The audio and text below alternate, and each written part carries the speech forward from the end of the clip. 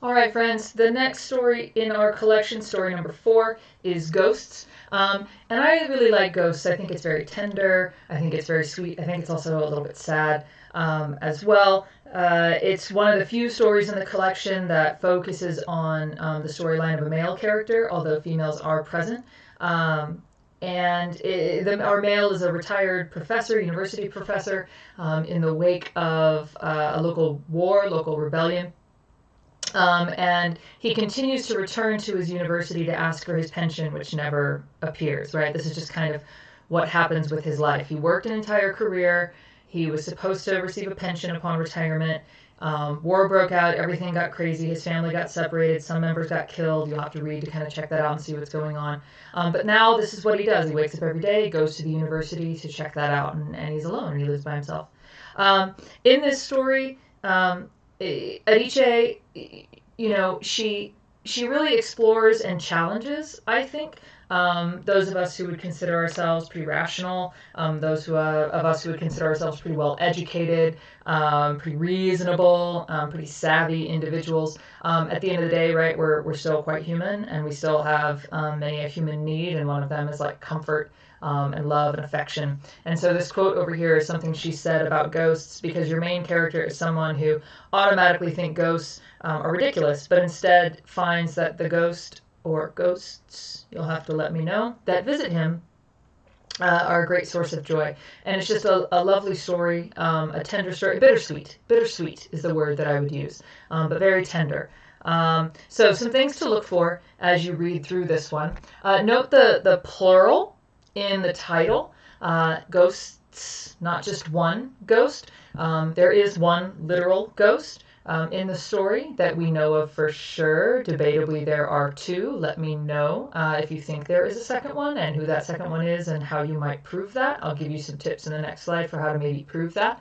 But then also, just the way that ghosts carry a lot of weight. Ghosts are symbolically significant, and ghosts can represent a lot of things. I want you to think about what are some of those things that ghosts could represent. What could be a ghost in your life, right? That isn't necessarily, right, like an actual, like, haunting ghost. Although there is that literal interpretation, there are some other things that this could imply in the life of a person, especially a person who's lived 70-something years through a lot, right? This story deals with deals with the themes of powerlessness and loss. And I think those are some themes that we've discussed before this year, right? That we were like, those are universal across texts. You are absolutely 100% going to see those here, okay? Some tools that you might need to explore this story. I'd really like you to think about direct and indirect characterization. Remember, direct characterization are the things an author says about a character, right? She was tall. She had brown hair. Her eyes were green. Da, da, da. Indirect characterization is when we have the behavior or the thoughts of a character that give us a hint about what the character is like or who the character is.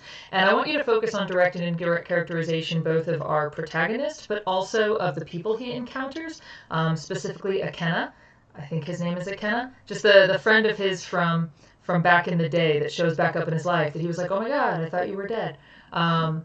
I'm curious how you think that character specifically is characterized, and the ghost of his wife that comes to visit him, how is she characterized? And then also just think about who this character, this protagonist is, who he thinks he is, this idea of himself, of others in the story, and then his memories of others. Because memories are not necessarily accurate, right? They're real, we have them, they're created in our minds, but are they reliable? Absolutely not. Just like our idea of who we are. Not reliable, okay? Our ideas of others, also not reliable. So just something to think about. And then also the play with past and present.